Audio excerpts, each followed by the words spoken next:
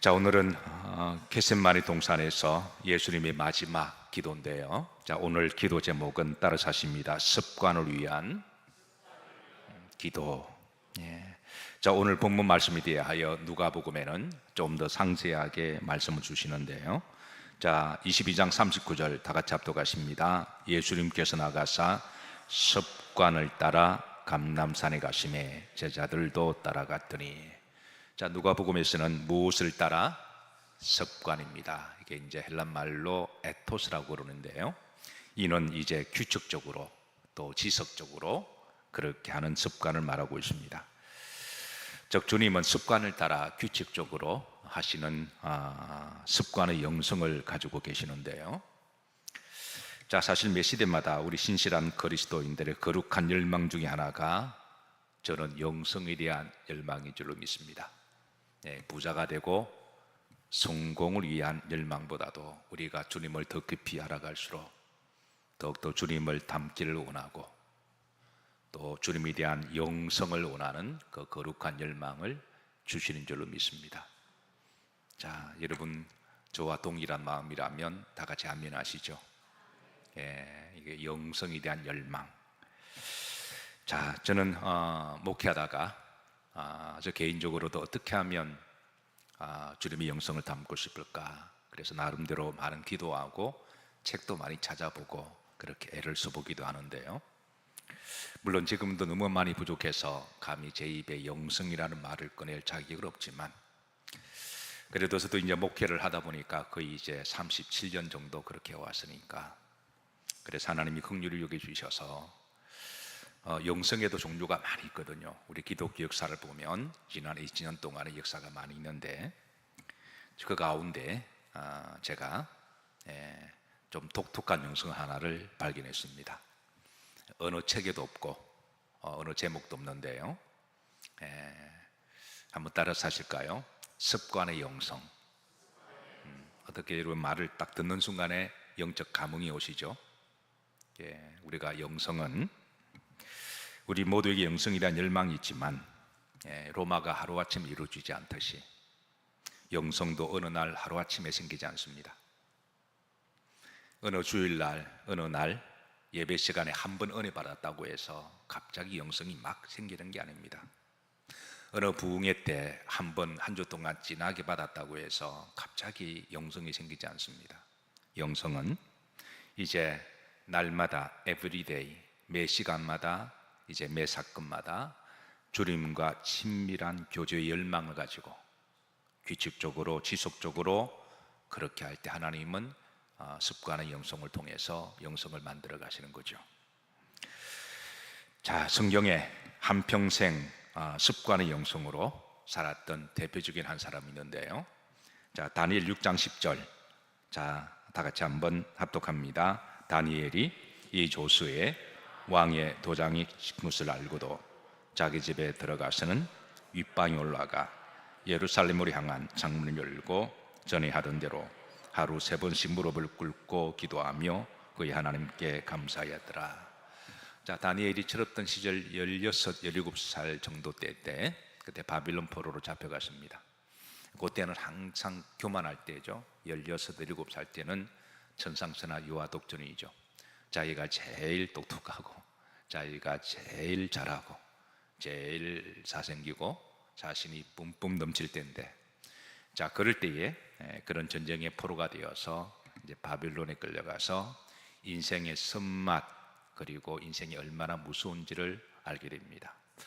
그때 그는 이제 하나님 앞에 다시 말씀 보십시다. 전에 하던 대로 그러니까 하루에 3번씩 하나님 앞에 기도하기로 그렇게 결심합니다. 이게 다니엘 2장이거든요. 근데 다니엘 6장은 다니엘이 어느덧 세월이 지나서 이제 한 연배가 한 80 정도 되던 연배입니다. 그러니까 우리가 2장과 4장까지 읽으면 여러분 한 10분이면 다 읽잖아요, 그죠? 근데 그 10분의 시간적 간격이 다니엘의 인생은 한 6, 70년이 지나간 거예요. 그러니까 다니엘이 인생의 노년에 하나님 앞에 기도하기를 하던 대로 전에 하던 대로 그의 습관의 영성은 한평생 계속 지속이 되었습니다.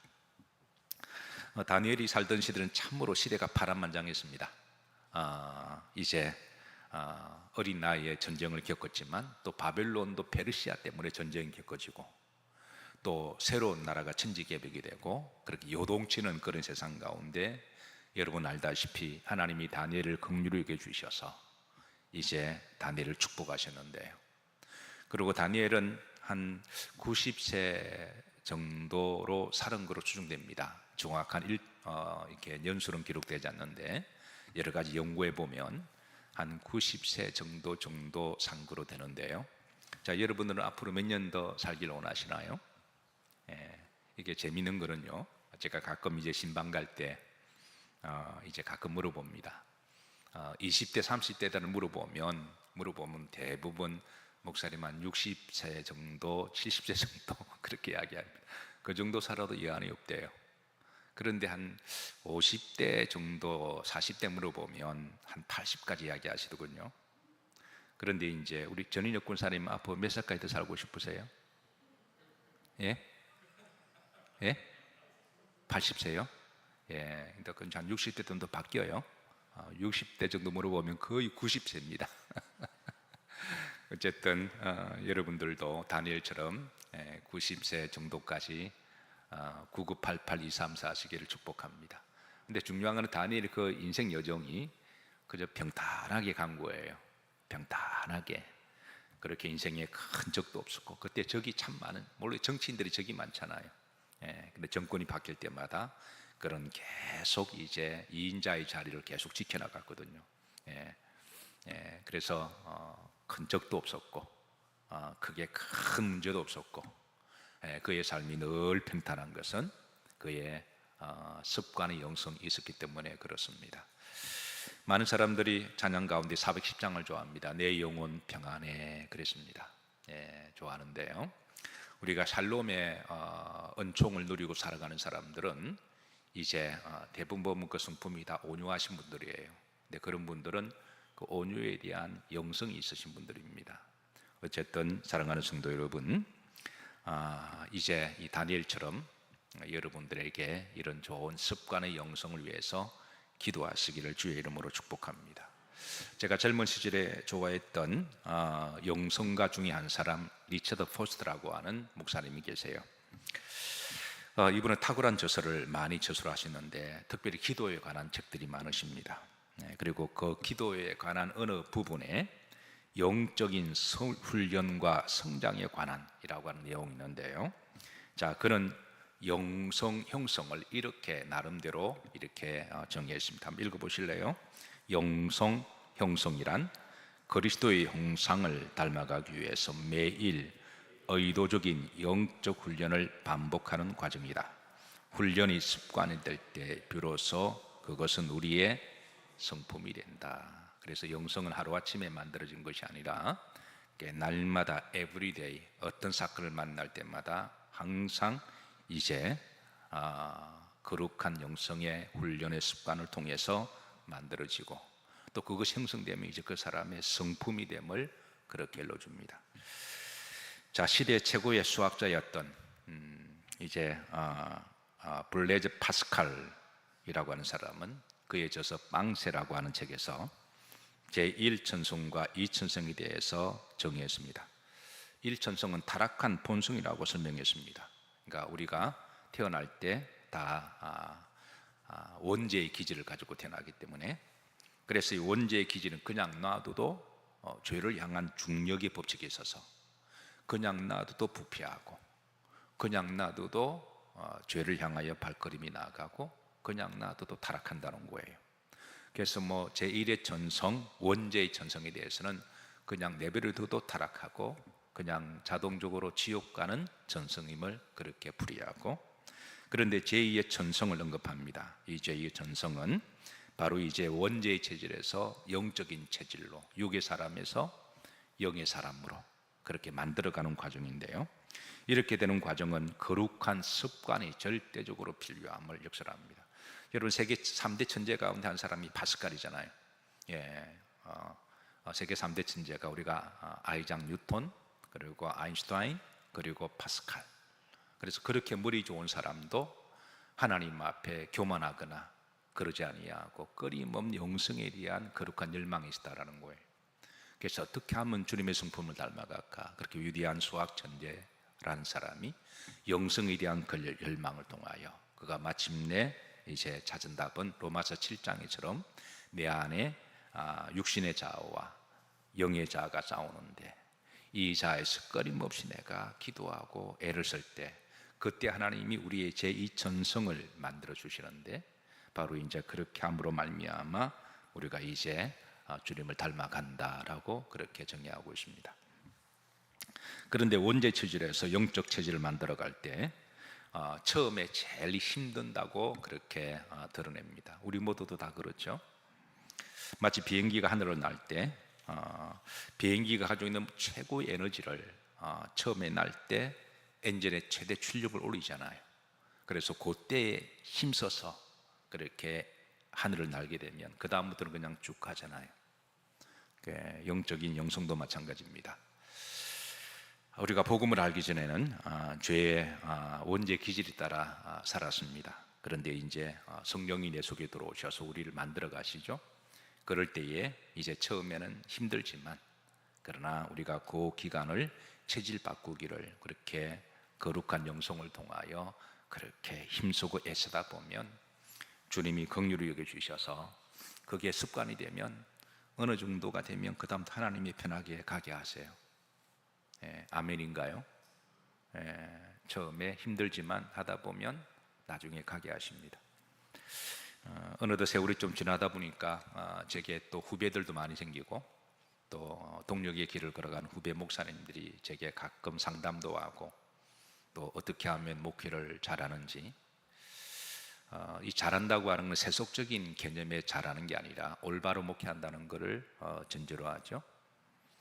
그래서 그럴 때 내가 감히 충고할 그런 위치는 아니지만 그래도 저 나름대로 뭐 제게 물어오시니까 이제 그렇게 하면 제가 젊은 교육자들에게 처음에는 힘들겠지만 한 40까지는 죽기 살기로 정말 몸부림치면서 정말 목회자의 그런 습관을 잘 다져놓고 그리고 영성을 다 찾아놓으면 저 같은 경우는 한 40 중반이 되니까 저는 처음에 이제 제가 28살 목회할 때 하나님 앞에 10년을 제가 기도했거든요. 하나님, 내가 10년 동안에 제가 정말 저 나름대로 정도를 가고 꾀안 피우고 정말 죽으면 죽으리라 오직 주님만 바라보고 말씀 목회하고 성령 사역하고 전도 열심히 하고 딴짓하지 않고 절대 사람들에게 찾아가서 아신소리하지 아니하고 정말 기도하고 그렇게 저 나름 10년을 잡았는데 10년을 마치고 나니까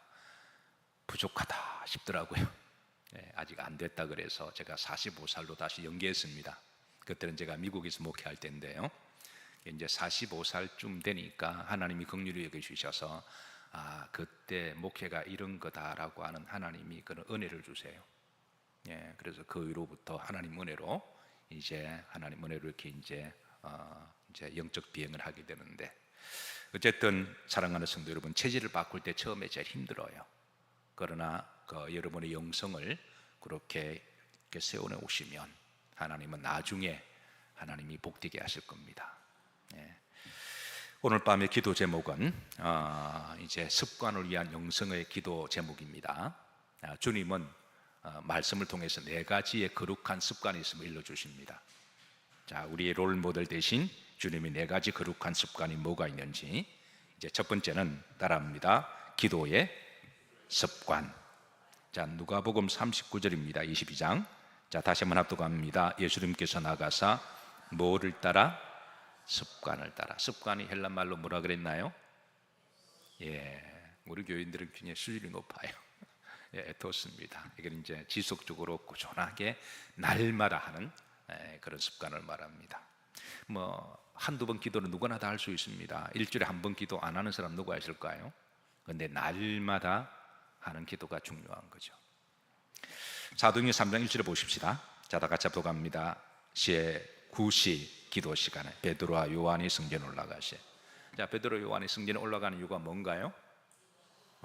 기도하러 올라갔습니다. 기도하는 시간이 있었습니다. 언제에? 9시. 그러니까 정통 유대인들은 하루에 3번 하나님 앞에 날마다 기도하는 시간이 있었는데요. 자, 초대교회 성도들도 역시 하루에 3번 기도하는 습관을 가지고 있었습니다. 그래서 그 무시무시한 핍박을 다 이겨냈던 거죠. 여러분들은 하루에 기도하는 습관이 언제가 있으신가요? 없으시면 이제 아직 늦지 않았습니다. 기도의 습관을 위해서 기도하시길 주의 이름으로 축복합니다. 자, 두 번째 예배의 습관입니다. 자, 누가복음 2장 42절인데요. 다 같이 합독합니다. 예수님께서 12살 되었을 때 그들이 이 절기에 관례를 따라 올라갔다가, 이제 관례라 번역했거든요. 번안을 관례했습니다. 원문은 뭐라 되어 있나요? 같은 말입니다. 그러니까 습관이나 관례나 같은 말입니다. 그러니까 주님은 이제 예배에 대한 영성의 습관이시다고 하는 거예요. 사랑하는 성도 여러분, 여러분 예배를 위해서 여러분이 기도하시기를 주의 이름으로 축복합니다. 하나님이 교회를 통하여 하나님과 약속한 예배 시간이 우리들에게 예배 시간입니다. 그래서 우리 교회만 하더라도 여러분들이 신앙생활을 충분히 잘할 수 있는 예배 시간이 많습니다.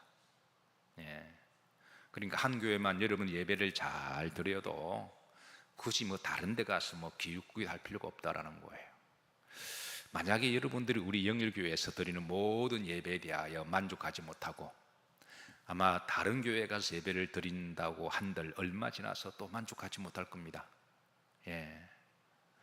그래서 하나님이 세우신 교회에, 하나님이 내게 허락하신 교회라면 이제 그 교회에 하나님이 정한 예배 시간마다 여러분 예배의 습관이 있으시기를 주의 이름으로 축복합니다. 자, 세 번째 성경을 읽는 습관입니다. 누가복음 4장 16절입니다. 다 같이 합독합니다. 예수님께서 그 자라나신 곳 나사렛에 이르사 안식일에 늘 하시던 대로 회당에 들어가사 성경을 읽으려고 서심해 그랬습니다. 그러니까 늘 하시던 대로 성경을 읽으셨다 그랬습니다. 어떻게 여러분 날마다 성경을 읽으시나요? 우리 교회는 성경을 필사하기도 하죠. 필사하기도 하고 또 말씀, 또 감사 노트를 쓰고, 감사 노트를 쓸 때 항상 제일 첫 줄에 하나님 말씀이 있죠. 그래서 말씀을 읽고 또 써도록 그렇게 하고 있는데요. 잘하고 계시는 줄로 믿습니다. 왜 아멘이 적어요? 그동안 하지 못하셨으면 밀린 숙제 다 하시고 하시기를 바랍니다. 중세 베네딕토 수도원의 영성 중에 렉시오 디비나가 있습니다. 저도 수도원에 대한 관심이 많아서 한번 제가 방문한 적이 있습니다. 그래서 렉시오 디비나에 제가 좀 더 관심을 가지고 그 스케줄을 좀 참고를 했는데요. 그 렉시오는 라틴 말로 읽다라는 말이고요. 디비나는 하나님의 말씀을 의미합니다. 그러니까 그 수도원의 영성에 이제 최고의 스케줄 훈련 과정 가운데 하나가 바로 말씀 읽는 거예요. 많은 사람들이 수도원에 들어갈 때 수도원에서 제일 많이 하는 것을 기도라고 생각합니다. 물론 기도를 하죠. 근데 막상 수도원에 들어가면 수도사들이 찾아온 성도들에게 기도를 많이 시키는 게 아니라 성경을 많이 읽게 합니다. 왜 그럴까요? 성경을 읽을 때 주로 시편을 많이 읽게 합니다. 그걸 렉시오 디비나라고 그러는데요. 자, 왜 그럴까요? 자, 많은 사람들이 이제 기도하러 수도원에 들어가요. 그런데 어떤 기도는 하나님의 뜻대로 구하는 기도가 아니라 자기 영광을 위하여 드리는 기도가 많습니다. 자기의 뜻을 이루기 위해서 하나님께 막 따지러 와서 기도하는 사람도 있고요. 그 기도는 원래 우리가 하나님의 뜻을 찾고 그 뜻대로 살기 원하는 게 기도잖아요. 동의하시면 아멘 하시죠? 네, 기도는 내 마음대로 해달라고 하나님께 막 우기는 게 기도가 아니라, 물론 뭐 오죽급하면 이해는 합니다. 하나님 이해하시니까 받아주시겠죠. 근데 우리가 기도 영성에 들어갈수록 기도는 내 뜻대로가 아니라 하나님의 뜻을 구하는 게 기도인 줄로 믿습니다. 그래서 렉시오 디비나는 이제 말씀을 읽고 말씀 붙들고 기도하는 기도예요. 그러니까 나 개인적 기도는 나중에 기도 마지막에 시킵니다. 그러니까 처음에는 우리가 말씀을 충분히 읽고 말씀을 묵상하고 말씀 붙들고 기도하는 거예요. 예배도 마찬가지입니다. 예배는 하나님 말씀 듣는 시간이잖아요. 말씀을 듣고, 여러분 말씀을 듣고 뭐 하셔야 돼요? 말씀 붙들고 기도하셔야 됩니다. 말씀은 온데간데 없어지고 그냥 내가 급한 것, 나의 뜻을 하나님께 막 우기게 되면 그거는 건강한 기도로가 말할 수가 없는 거죠. 그래서 렉시오 디비나의 영성훈련은 말씀을 많이 읽히고 묵상하게 하고 말씀 붙들고 기도하는 게 바로 수도원의 영성입니다. 그리고 이제 개인의 기도는 나중에 하셔도 돼요. 나중에 그 기도 다 하시고 하시면 하나님은 그 기도를 다 들으시고 또 때가 되면 응답하실 거예요. 앞으로 여러분 말씀을 읽는 영적인 습관을 가지시기를 주의 이름으로 축복합니다. 자, 네 번째 마지막입니다. 전도의 습관입니다. 마가복음 10장 1절입니다. 합독합니다. 예수님께서 거기서 떠나 유대지경과 요단강 건너편으로 가시니 무리가 다시 모여 들거늘 예수님께서 다시 전례대로 전례. 자, 이것도 언어가 뭐예요? 같은 말입니다. 습관대로, 늘 하시던 대로. 그래서 전도하시며 복음을 전하셨습니다. 초대교회는 늘 습관적으로 때를 얻든지 못 얻든지 전도하는 습관의 영성이 있었습니다. 그러니까 초대교회가 막 부흥했죠. 그렇게 핍박과 환란이 있어도, 물론 그 거대한 환란 때문에 이제 예수님을 믿다가 시험 들어서 떨어져 나간 사람도 적지 않아 있었습니다. 원래 환란과 시험이 있으면 어차피 여러분 용서하시고 들으세요. 죽정이는 다 날아갑니다. 그거 어떡하겠어요? 그건 어떻게 붙잡는다고 될 것도 아니고. 목사의 마음에는 한 사람도 날아가지 않길 바라지만 신앙은 어차피 나와 하나님과의 관계니까. 그래서 시험과 환란 오면 어차피 그냥 떨어져 나가고 바람 불고 다 나갑니다. 그런데도 초대교회가 부흥한 것은 초대교회 성도들은 그런 환란 가운데서도 늘 하던 대로 습관대로 날마다 복음을 전하는 일에 그 복음을 전해서 초대교회가 부흥했던 거거든요. 한번 사도행전 5장 42절 보십시다. 합독합니다. 그들이 날마다 성전에 있든지 집에 있든지 예수님은 그리스도라 가르치기와 전도하기를 전해요. 전도하는 것은 늘 그치지 않았다라는 거예요. 교회에 와서도 늘 전도에 관하여 관심을 가지고, 그리고 새가족 한 사람이라도 들어오면 마치 이렇게 본어게 냈던 집안에 한 아기가 태어나서 기뻐하듯이. 가끔 교인들과 그런 이야기합니다.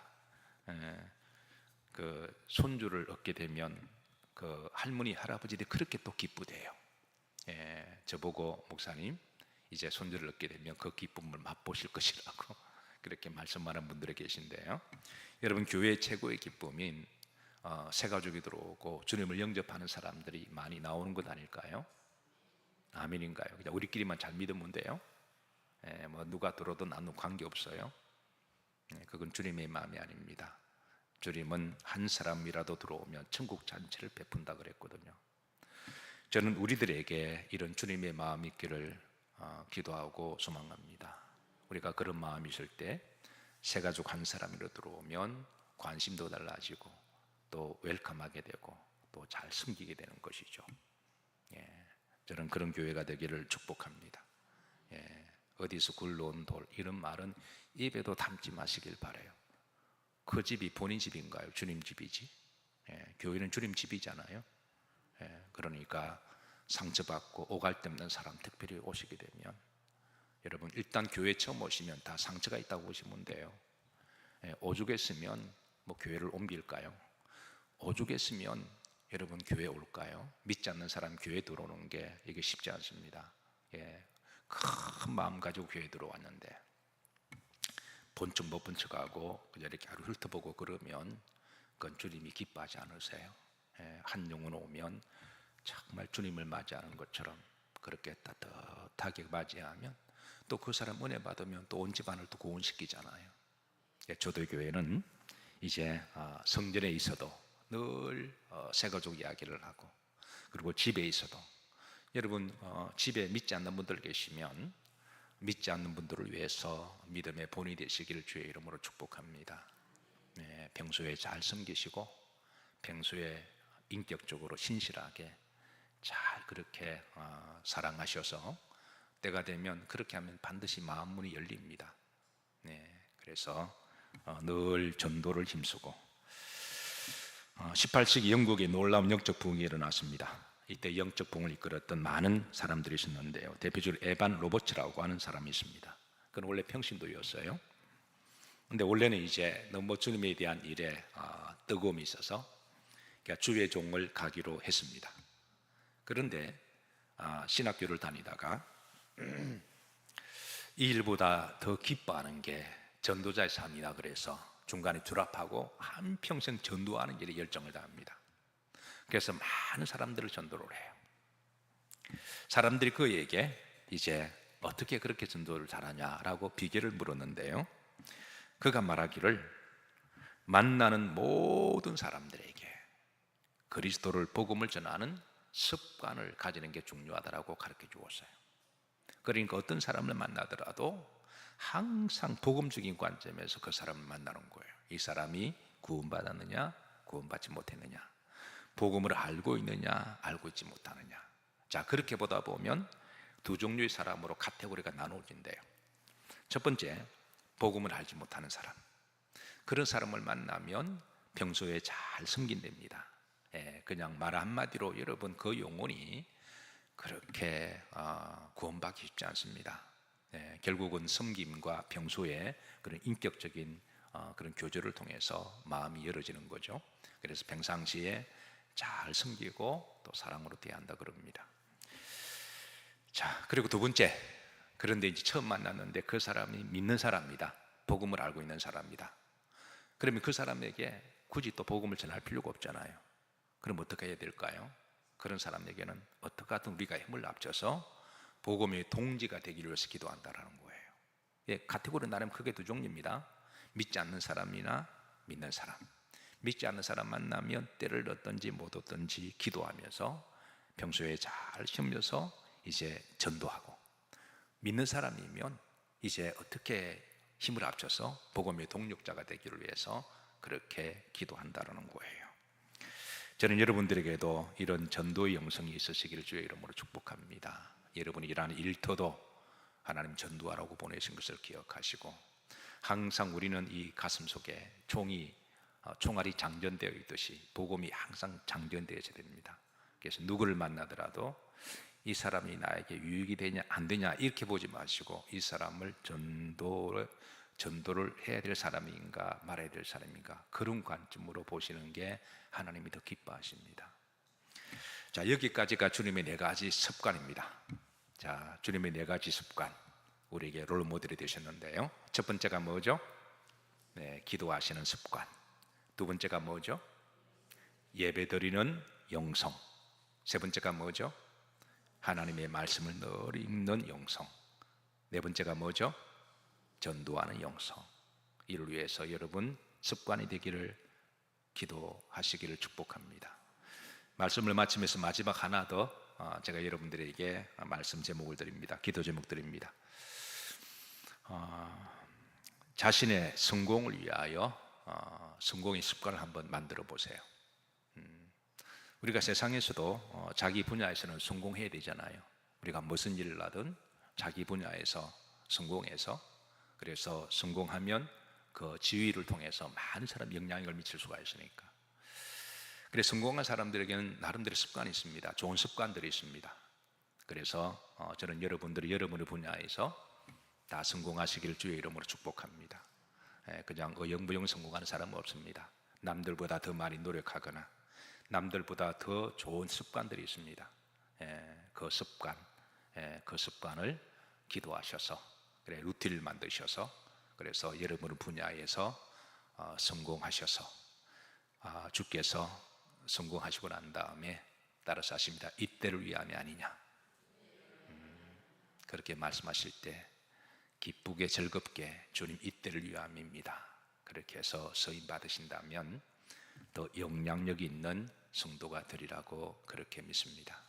앞으로도 이제 이 평소에 이 영성의 습관이 여러분들의 체질이 되어서 그렇게 처음 형성하실 때 좀 힘드시지만 나중에 좀 형성되면 그 다음에 하나님 은혜로 그냥 비행기가 하늘을 순항하듯이 그냥 쭉 순항하는 은혜를 주실 줄로 믿고 그 은혜를 누리시기를 주의 이름으로 축복합니다.